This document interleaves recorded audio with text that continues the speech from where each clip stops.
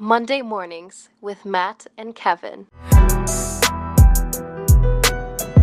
Welcome in to Monday Mornings with Matt and Kevin here on the Catholic Family Podcast. These two will debate real-life issues from a Catholic perspective every Monday at 9 Eastern.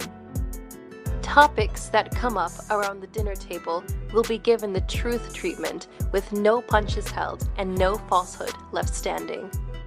Sit back, relax, grab your cup of coffee, and enjoy the show. Here are your hosts, Matt and Kevin. Today, Matt and I are recording on Father's Day, so a very happy Father's Day to my dad, who might be listening to this. I don't know if you're listening to this, Dad. Happy Father's Day. A day late, I know, but hey, since we're recording this on a Sunday, it works as well. Happy Father's Day to everyone else out there listening. Today, we're going to talk about things that aren't so fatherly, but I guess kind of connected in the end. We're kind of going to be talking about how there's cause and effect in the world, in society, and if you break God's law, the natural law, or really just the way God made things, bad things are just sure to happen, not just spiritually and eternally, but also right now, in our physical lives, bad things happen when we go against God's plan. And we're going to start with that, Matt. By the way, good morning to you. We're going to start with about this crazy story about genetically engineered mosquitoes. Can you believe we just said that? Genetically engineered Right. I've heard birds, Kev. I've heard the birds. I've heard the whole bird, controversy. And, this one big conspiracy theory that birds are government drones. But mosquitoes, we pulled this up, and it was from the Smithsonian Magazine, too. So reputable name. Here's the headline that obviously caught both of our attention. It reads, "Why a U.S. company plans to release 2.4 billion, it's billion with a B, genetically modified mosquitoes." So it's almost like they are going to make these tiny little robots that just fly around. Now, the subtitle here, and then I'll get into the heart of the article. The insects will be non-biting, that's biting like a chunk biting, non-biting males engineered to only produce viable male offspring. So when I saw the headline, when you sent this to me earlier in the week, I was like, what does that even do? Like, for what? That was my first question, like what's the whole point? So the plan here, I guess, with all of this is by injecting 2.4 billion mosquitoes into the environment. So I guess they're starting with California. It doesn't shock me there. And Florida. These mosquitoes, basically what they're going to do is they're going to reproduce, and it's going to somehow, some way allow all the diseases that a lot of mosquitoes carry to die off, right? So it says here, female mosquitoes will die, while males will reproduce and spread the self-limiting gene to the next generation, eventually leading to population decline. While these generations are not yet spreading in California, the invasive insect has been flagged as a growing risk as their numbers continue across the state. So they basically want to modify how mosquitoes are mating, having offspring, and remove disease. Now, I mean, first of all, my first thing was, what could go wrong? This is just a foolproof plan. What are they going to inject with us now? Good point. Response. My first thought, very first thought, was a great line from Jurassic Park. And I'm not a big Michael Crichton fan. I don't know if you've read Michael Crichton, but there's a great line where one of the scientists says, when they're talking about how they created dinosaurs, right? Or they got the old DNA from dinosaur in a mosquito, right? And so one of the scientists says, you're so busy thinking about if you could, you never considered if you should.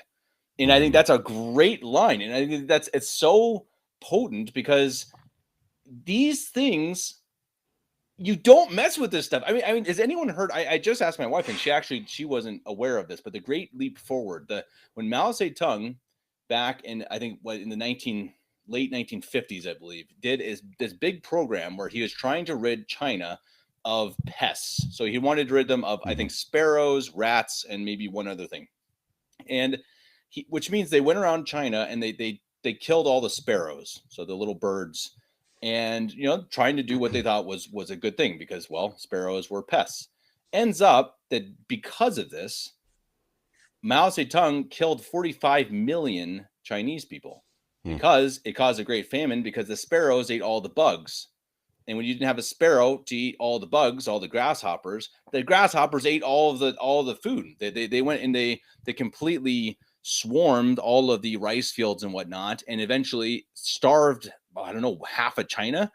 And so these are the types of things when you try to be smarter than what God gives us. Now, don't get me wrong, I'm not a fan of mosquitoes. I mean, I hate mosquitoes. I mean, I think sometimes that God made mosquitoes just to give us patience.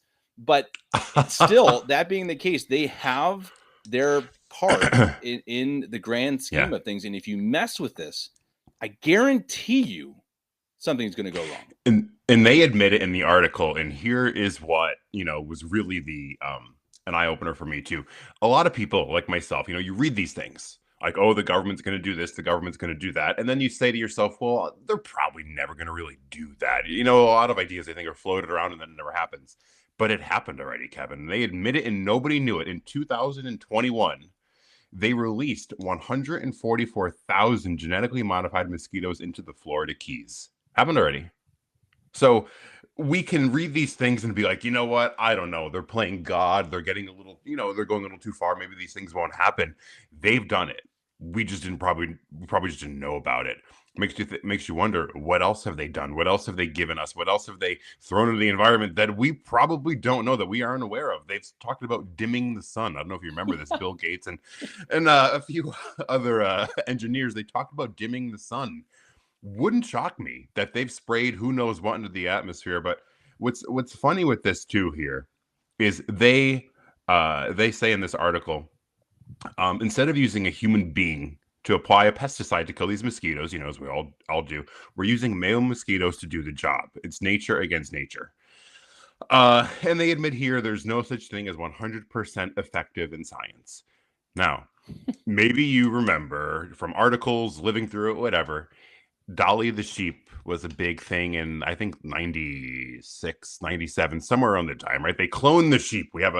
It died right away. One of the biggest stories that I thought really shook the nation that instantly died down because there was no proof was this lab in this, I don't know, deserted, undisclosed island. It was called Clonade. And Bridget Boisler, I remember, came out. This is I remember seeing. She came out. You can Google it if you would like to look it up. She came out before the world and said, "We have cloned our first human being." They named it Eve. In other words, that we as human persons, we have created man. They said, and what was interesting about that was apparently the story flopped. There was no proof because they kept saying, I remember President Bush here in the US got involved with the whole announcement, and they just kept pushing it off. We will, Eve was created. We made a human person. It's a young girl, and we will reveal her in 2 weeks, which became 2 months, which became a year. Story kind of died down. So to me, we've seen this attempt on several occasions of trying to play God, and it simply fails. There was recently a story, the whole one of the proofs that you can't create something out of nothing, right? One of Aquinas' proofs for God. Apparently, there was this lab that said we did it. We created something out of nothing. It was a claim. I saw it in the news just a few weeks ago, maybe. But people, they continue to try to do these stuff. As you said, get involved with nature, get involved with what God has naturally designed. And I do think that I think they fail for a reason. I don't think it's because man might not be smart enough or our capabilities are not capable enough. I think there's a chance that we are fairly scientifically advanced. I think God stops it. I do think that he says, enough. Like, you don't do this. And so that becomes a question. Does God intervene when we go too far? I wouldn't. I think he very well could. Well, look at the Tower of Babel. Look at the Old Testament. True. Especially. God was much more involved seemingly in the stories, but maybe it's also because they understood better when they understood, hey, we done messed up, and then boom, there's an earthquake, or boom, there's they attributed that directly to God. Now, I don't know. I don't want to start saying anything about the Bible, commenting on the Bible, but I think it's an interesting thought. That I think you're totally right. Of course, God, is going to not just stop these things. I think God's going to punish these things. And I mean, we have that proof in the Bible. And so why do we think that we can go again and have this pride that we can do better than God? And yes, sometimes nature is nasty and it's no fun. And yeah, these viruses that mosquitoes can spread, they are bad. But that is just also, maybe that's part of our existence. Maybe that's part of life, and I think that even disease and death, that is part of what we have to experience. Yeah, exactly. And I think that's, if you start to it's like if you try, and we're going to go into it, actually it's a great segue to our next topic, but I mean, if you start to create pills, let's say a pill that cures cancer. Okay, that's great. I'm all about curing cancer. I've got no problem with that. But you can't cure something natural, if cancer is natural, but you can't cure it without a side effect. There's always something that it doesn't work, that you're just like, here's a pill that's perfect, nothing happens. And it doesn't exist. Because it's almost like I said, we're trying to take away the consequences of original sin. They've had these things, how to live forever, right? How to live to the age of 500, with all our, technology and equipment, how to avoid bug bites. They're trying to just take away the consequences that we as a fallen human race, but with the sin of Adam, have to deal with. And God's not gonna, there's no way you can do it. I think you could heal some things, as you said. You can probably at some point, it wouldn't shock me if they did have the cure for cancer at this point. They just don't want it out there. Wouldn't shock me if we had a lot of technology and medicine to cure a lot of these things, but overall you just can't get rid of it. Human condition has to suffer because of who we are as a fallen human people, and the world doesn't want to recognize that. They will do anything but say, you need to be baptized, you need to practice the Catholic faith. These are the remedies to your fallen human nature, not genetically modified mosquitoes, not cloning, not whatever pill you can take to live to the age of 1000. You can't beat God, and we are fallen. We are naturally not pleasing to God in our natural state. Without baptism, without being in the state of sanctifying grace, we're not pleasing to God. And there's no amount of pills you can take to change that. And humanity will not recognize that. And I think it's evident, as you hear, the popes have spoken so beautifully in the past, a few hundred years, of just that constant emphasis of man must turn to God. That is the only solution. And the popes, the true popes, have professed that, taught that, proclaimed that to the whole human race, that this is what we need. This is our solution, nothing more. Well, and it's something that I talked with my wife before the show, because we were talking about this topic, and it's something that's interesting because Bergoglio does harp on this type of stuff, and it's pretty interesting. He'll say, he does. If you hurt Mother Nature, she'll hurt you back. And it's like, okay, time out. Part of that's true. I think if you mess with God's creation, if you mess with nature, then it will hurt you back. I think that's absolutely true. The issue is that Bergoglio is a pagan. He's straight up pagan. I mean, he is a pagan worshiper who looks at these things from a pagan perspective. Like he actually thinks Mother Earth is actually like crying, a goddess. Yeah, right. Yeah. Yes. I mean, I think he actually thinks that, or that's what he says, at least. Now, that's not what I think, but it really is. I think that you have to have the respect for God's nature. This is God's creation, and we need to respect that. And I think that's something, as a hunter, it's something my wife was saying, as a hunter, if you go and you just, you see 10 deer and you just go, boom, boom, boom, boom, boom, boom, boom, and you just shoot all of them just for no reason.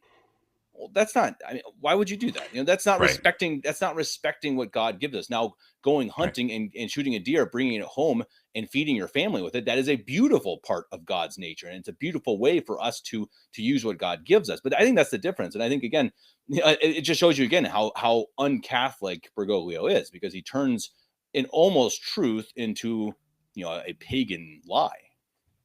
I posted this recently. He, in one of his apostolic exhortations, he said that we need to be in communion with the forest.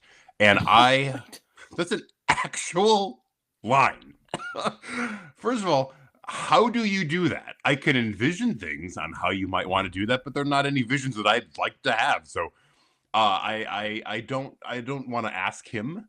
I hope actually, maybe I do hope somebody asks him, because I'd be very curious if he expanded on that. But he has tweeted, so it's not like, you're taking the Pope out of context here. He is you can go to his Twitter page, search you could use the search feature. He has said the cry of the earth, the cry of the Amazon. I think maybe you and I don't know, was it Mario? Somebody said there's so many cries, I can't hear anything anymore. He is pagan in thought. The world, human nature is his end. It's his means to an end with no supernatural whatsoever. And as you said, you can't just go out there and just start killing animals I mean, that's sinful, right? You're not doing it for any purpose other than to maliciously harm God's creatures, what God created. If you're doing it to feed your family, to provide for your family, to to eat, entirely different aspect of it. And we are in the month still of the Sacred Heart of Jesus. And more than ever, do we need to turn back to that Sacred Heart and live in a way that reflects these natural laws. And I think, we've seen it get worse and worse and worse. Just to touch on this really quickly, I was driving to work last week. Those flags were everywhere. The word pride was in rainbow on stand-up letters. They had to be like, I don't know, maybe 5-6 feet tall letters, spelling out the word pride. You didn't see this stuff that many years ago. I think people, even in liberal cities, so I'm not just talking about your small towns, even in New York, San Francisco, these typical progressive town, you wouldn't see it like this. They are rubbing it in your face. And I think it was Bishop Sandburn who said, they know what they're doing. They're very well aware of how this sin is inverse of God's design. It's unnatural, and it's the ultimate mockery of Him. And we are really, really, really testing God. So I always tell people, get in the state of grace, go to confession, pray, say your rosary, because I don't know when fire might start to fall.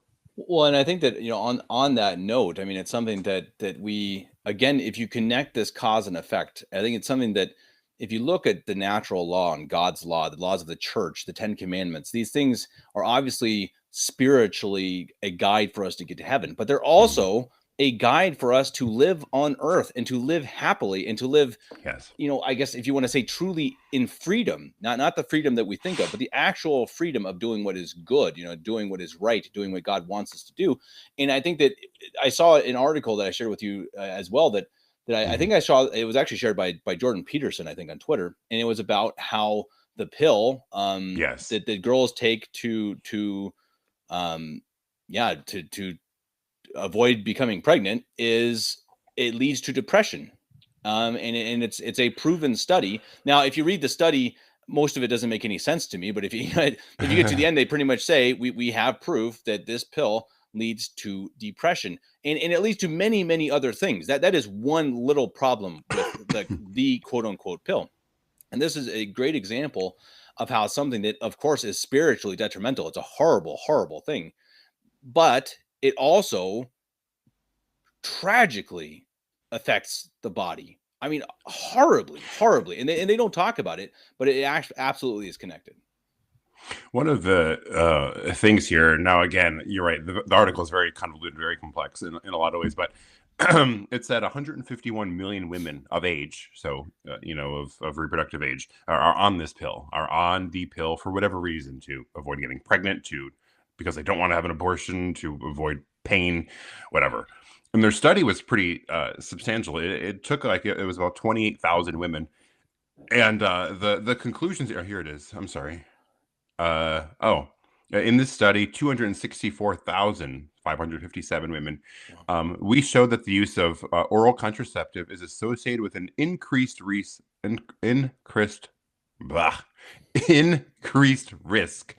of depression shortly after initiation. Without even reading that, right? If I were to say, okay, I don't want to listen to a scientist, I don't want to listen to a doctor, I don't want to listen to whoever it might be. Why do you think? I'm like, this is one of those things, like, just ask a kid, because sometimes you ask children, they give you very logical answers that's like, wow, I didn't think of that. Ask a kid, like, why do you think this would be bad? And I think the answer that somebody who is very maybe simple-minded would say is because, well, as a woman, the human body is ready and wants to reproduce. Women are geared or designed in every aspect of them to have children. And if you fight that, if you take a pill to suppress these things about you as a woman, something's gonna go wrong. Because you're almost fighting you can bury it. I think every woman has these, it's almost like feminism, right? Does even the most radical feminist in her hardest of hearts, does she have that feminine touch in her? I think a lot of it. I do think that's very possible. But you try to suppress what is natural, and there's no way you as a woman are going to be happy. And I don't know what their explanations are for depression, like what the effects of the chemicals might be, and I'm sure that there are many. I don't think it's healthy to put any of these poisons into our bodies at all, but I think that would be a main cause, is you are shutting down what your body is naturally inclined to do. You're going to feel mentally messed up. You're not doing what you're made to be. And as you said earlier, Kev, God designs us, and God has made us, and God has given us laws, not only for our good, but to make us happy. God does not want us miserable. He doesn't want us depressed and angry and sad all day. He said, I come that they may have life. In John 10:10, he comes to bring us joy. He comes to bring us, to make us live good, happy, holy lives. And when we fight that and shove stuff in our bodies that shuts down his entire plan for humanity, you're going to feel it. You're going to naturally react to that. There's been some studies, just to say really quick too, I've seen it where women who have been on the pill and then come off the pill have an entirely different aspect of who they're attracted to. You've heard, right. Their whole mindset has changed. They've had it where, they were on the pill and they're attracted to a certain type of men. They come off the pill and they say, what was I doing? I know people who have done this. I actually know people who have lived secular, atheistic worldviews. They've converted to Catholicism. They were on the pill, as every woman seems to have been, who's uninformed, really, maybe. And they've said, wow, the people that I'm attracted to, or the way I see things, has changed. This pill is of Satan. This pill is damning. And the fact that it's out there, just for anybody to grab, is a very true telling aspect of who we are as a society, that we allow these things. And it came in the 60s, right? The 50s, the 60s, it really became prevalent. So and I think we won't get into this side of it, but I think it's another thing to question that is recommended by, I think, probably 95% of doctors, and I think most of them don't actually know the effects of it. So that we won't go down that road, but I think it's a very true thing, and I imagine any doctors out there listening, please tell me I'm wrong, because I think that is the case, that many of these things that they shove down your throats is probably because it's not for the betterment of your body. It's just because this is how everybody does it. We've done it for 60 years, or because there are kickbacks. But anyway. And I think though it also, I want to go down the road where we were talking last week or 2 weeks ago, whenever it was, about the homosexuals and how tragic, again, their lives become, and how depressed they are, and how they have STDs, just crazy. I mean, that they have a terrible their existence is bad because they give in to sin. Now, again, this is not saying the temptation of this. Anyone can have temptations of any sort, and obviously fight the temptation and not sin. Temptation is not the issue. It is giving into temptation and living a life of sin. Right. If you live this life of sin, you will go down a bad road, and it will affect you. And it's something else that we talked about, or we haven't talked about yet. I sent you an article again about cohabitation. And this is exactly, this is also a sin. And it's something that even Catholics, they don't want to talk about. They'll talk about the homosexuality sometimes, but they won't talk about the cohabitation, because, if you're living with somebody, and even you'll even see quote unquote good Christians doing this, they'll live with someone before getting married. They're also, I guarantee it, they're also on the pill and whatnot. They're also somehow getting in the way of reproduction, which of course is sinful. And not even just that, this study that Ina sent us right before the show shows that you are more likely to get divorced if you live together before getting married. That's pretty interesting. It is, and it's also, I can't help but think it's interesting that they put this information out there. It is too. Yeah. It's interesting to me that they'll say, contraception is bad, or they'll say living together before marriage is bad. Like, they're actually telling you the things that society often pushes. And we know these things. And I think, before I kind of get into the article, there's so many remedies to our fallen human condition, right? How many people, I saw this meme, and it's a joke, but it's very true. If you bring your dog to the vet, right? They say, well, what did he eat? Maybe what's bothering you? Like, what's his diet like? You go to the doctor, they can't wait to sign you 5 prescriptions. And maybe we should start treating it in an inverse way. What's your lifestyle like? Are you healthy? Are you eating well? Are you exercising? And again, the Catholic faith. I cannot stress that enough. The true Catholic faith. I mean, even me personally, I've seen it in my own, I guess you could say, journey here. Receiving the true, and I don't want to fall into the modernist trap of personal experience, manifest truth. I don't want to do it that way, but just receiving the sacraments and receiving the true Eucharist and hearing Mass and just living this authentic Catholic life will change you.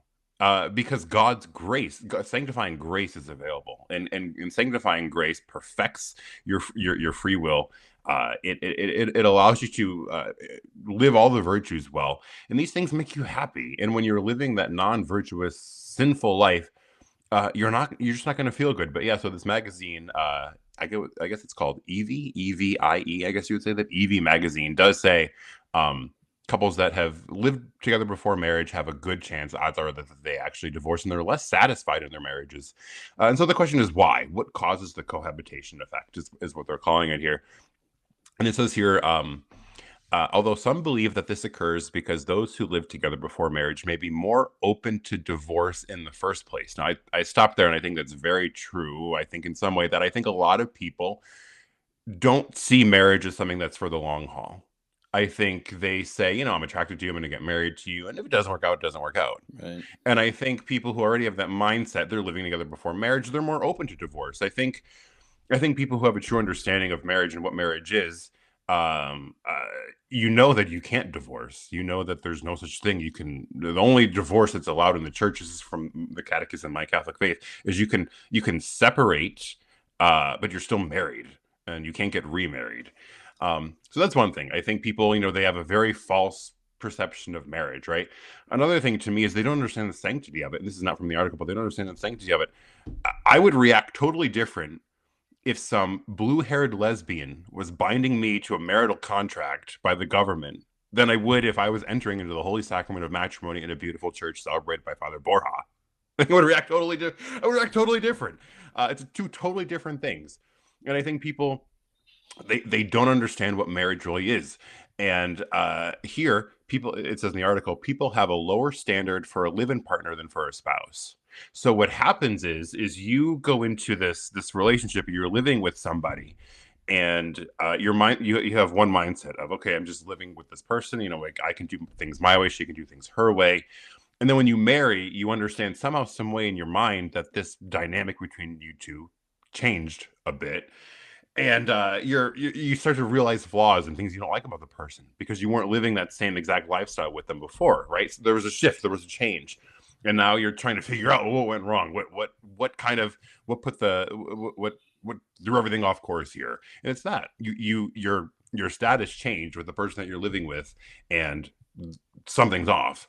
So that's another reason that I do think is probably very likely. Well, indecision. Yes, go ahead. Sorry, but it's exactly that they're trying. In the end, it is just simply they are going against God's law at the beginning by cohabitating and sinning by living together and sleeping together before marriage. And if you do that, of course you're more likely to get divorced because you don't have the basics of following God's law. I think it just makes sense again. And from living in sin, it causes unhappiness. And again, it causes an effect, not just an effect in eternity. It causes an effect in this life. Yes. And that effect is being dissatisfied. It's being depressed. It's being unhappy with your significant other, whatever you want to call them.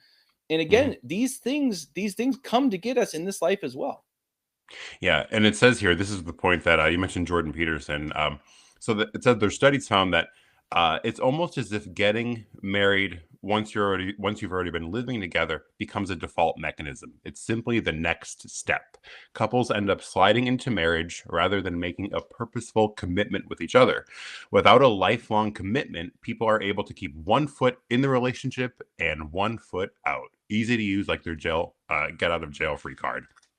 Jordan Peterson says, consider the statement implicit in living together prior to marriage. It says, you're good enough to live with and attractive enough for temporary sexual purposes, but I want to hold open the possibility of trading up if I'm fortunate enough to find someone preferable to you. Contrast that, now he says, right, contrast that with the proper way, you would call it the Catholic way, the God's way.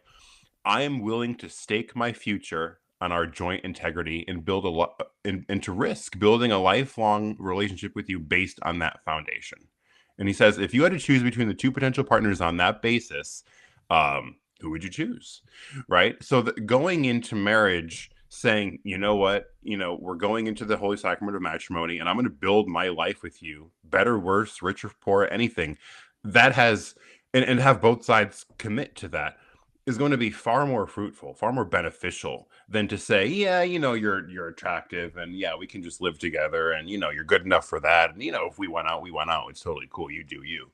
Of course, your success rate is going to be in the gutter because you're not looking for success. Your mind is half set on possible potential failure. And matrimony, that's it. Until death do we part. There's nothing else. Death ends marriage, is it? Some would say marriage is a slow death, but that wasn't me. It wasn't me who said that. That wasn't you. But no, it's a good point, and I think again it all comes back to it comes back to get you. It comes back to get you. If you live in sin makes you stupid. Sin makes you unhappy. That's just simple. And someone brought this up. I remember years ago. I was listening to a talk on the radio, and it was a Catholic channel, Novus Ordo Catholic channel. And they were talking about a study that came out regarding abortion, right?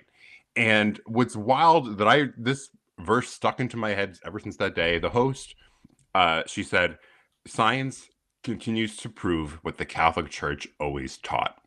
And I have not forgotten that. And when I've seen studies like this, and about the contraception, and maybe even about the mosquitoes, it's true. True science, not this, you can be gender fluid kind of science. True, authentic studies that come to an actual conclusion prove what the church has taught for 2,000 years. The wisdom of Holy Mother Church, because she is divinely protected and divinely. She's of divine origin. She's of God, and God governs the universe with His natural law. All of Holy Mother Church's teachings are safe because they're of God. And science, true science, will back that up. And it's really interesting because it's something that, a lot of Catholics bash our founding fathers in America, and, for pretty good reason a lot of the time. But they were very clear that the founding of America and America as a country could only last if it was founded on the principles of Christianity and the laws of Christianity. Now, again, I understand they were Freemasons, et cetera, et cetera. I don't need to hear it in the comments, guys. The point being, they understood that even if it wasn't Catholic, they know that there has to be a set of rules. There has to be a set of laws. And if you don't follow these laws, society will collapse. And I think that's what we're seeing. Look around us. Look at San Francisco. San Francisco as a city is practically Armageddon right now. It is falling apart. It's going to burn to the ground here fairly soon. And that's just one of the many cities. Portland. Or, I think LA is not much better. Look at LA. They just did this crazy, baseball game. But the good thing is now that actually, I want to talk about that real briefly. I gotta run here fairly soon because my wife has to go to mass. Yeah. But the Dodgers had this LGBT horrible. I mean, the most scandalous thing. I don't even want to talk about it. It's so horrific and scandalous. But the good thing is, they did this, and they did it before the game, and there were about 10 people in the crowd. There's nobody. I mean, there's a video. There's nobody there. There is. And there are thousands outside of the stadium protesting. And you just lost, as the Dodgers, I don't think they care, but they just lost thousands of fans. I really think so. I mean, these things actually matter. And we've seen this with Target. We've seen this with Budweiser. If you mess around too much, people are finally in America, I don't know anywhere else in the world, but at least in America, are starting to step up and say, enough. I'm not going to listen to this garbage anymore. You know what? I don't need the Dodgers. I got the, you know what? If Dodgers are going to do this, then fine. I'll become a Padres fan, okay? Or a Rockies fan. Or I'm just not going to watch baseball anymore. They don't need it anymore. Budweiser, fine. I'll go and start drinking. I'll drink Coors Light. Okay, Target, fine. I'll go to Walmart. And these companies still haven't realized this, that they are digging themselves into the ground, and we need to make them pay. Really make them pay over and over and over. Do not bring your money to these companies as much as you can, even if they have a rainbow flag. I understand that can be really hard in America because, as you said, they're everywhere. But I think we should try to avoid these companies at all costs.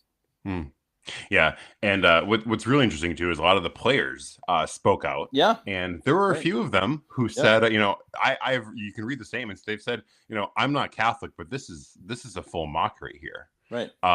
Try, and this is my words now. Try it with Islam. Do it.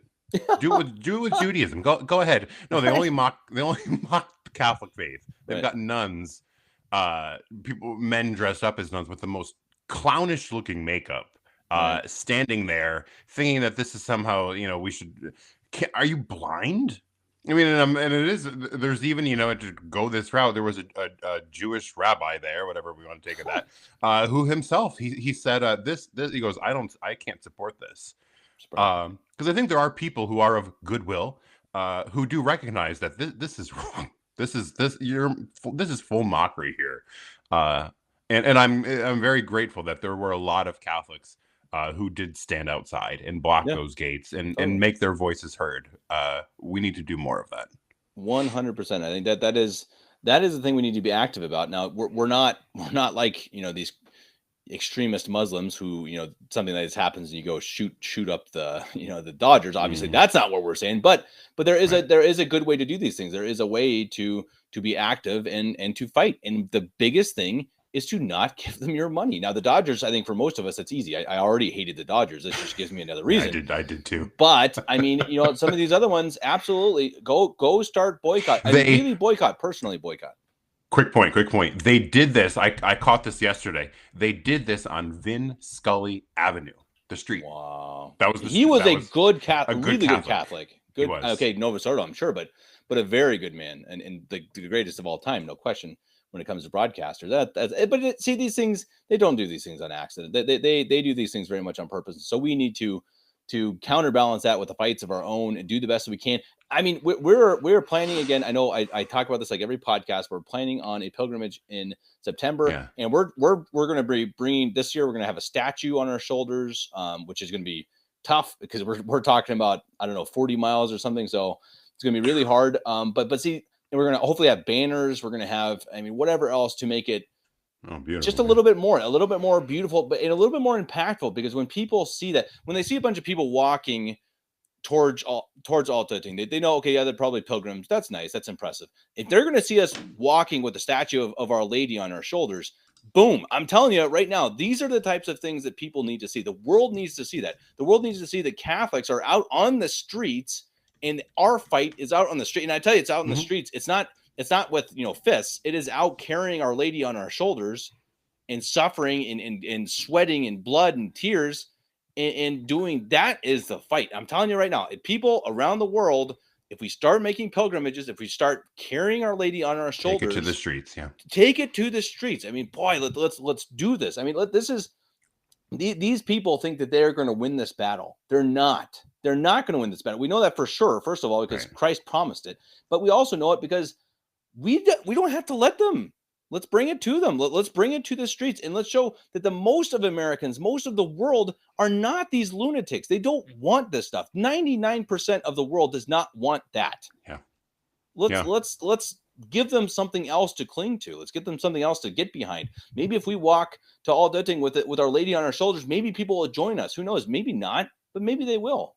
And I think that's a beautiful thought. I think that's where we need to go. That's where we need to fight. And hey, email me, guys. Kevin89Davis@gmail.com. We are still accepting people to join. It's already up, I think, past 30, 35 people. It's going to be It's going to be a wonderful event. And they also have one in May in where's Our Lady's house? I went there this year. Another month. In the middle of Italy, where I can't think of the name of the town. Anyway, somewhere. There's a nice pilgrimage There's another one to Our Lady's house that Matt that came over from, I don't know. Anyway, there are other pilgrimages. Yeah, exactly. I can't think of the name of the town. But no, there are other pilgrimages, and I think people in the U.S. absolutely should start their own. Find a place where you can go on pilgrimage. I think almost every state has somewhere. That's somewhere you can go. And if your state doesn't have it, then hey, go somewhere else. Go do a road trip. Tersato, maybe. Okay. No, it's and then to Rancati. No, what's the? I don't know how I can't think of it. I was just there this Loretto. Summer. Loretto. Thank you, Loretto. Google came up big. No, the IMBC does that, and they look like they had about 100 people on this pilgrimage. Awesome. They had some nuns. They had some priests. I mean, really, that next year I really hope to go to that one as well. That looks absolutely beautiful. And the banners and just. This is what we need. The Catholic faith is beautiful. Oh, it's beautiful, man. It's beautiful. and it's something that we can fight with. And that's pretty cool. That is something it is the greatest weapon that we have. And we need to use it, first of all, with prayer, with our own lives, but then getting out on the streets. Let's do it, guys. Let's start it right now. If you want my help, if you want my advice on how to start these things, please let me know. I've done it a couple times. I know how to begin these types of events. I'd be happy to help you. Kevin89Davis@gmail.com. Matt, I suppose I've got to go. Thanks so much for coming on. As always, it was fun. There's some really, really interesting topics today. I hope you enjoyed it as much as I did. I hope everyone else did as well. Please, everyone who listened or watched, I guess nobody's watching this. That's right. We're still only on audio. Please comment, like, share, subscribe, all those things. And again, we always love hearing from you and what you want us to talk about. I had another one that someone sent me for us to cover. I'm going to cover that myself this week, Christian. So I didn't forget about it. Really interesting how he typed in King Joseph, like in I don't know. I don't remember where it was. Some movie streaming site, Hulu or Netflix or something. And it came up with like the woman king or something like that. It just shows you, it's like, you try to find something good and they'll give you something. The algorithm. Yeah. The algorithm is not going to help you out there. Anyway, everyone, thanks so much again. And Matt, until next week, God bless you.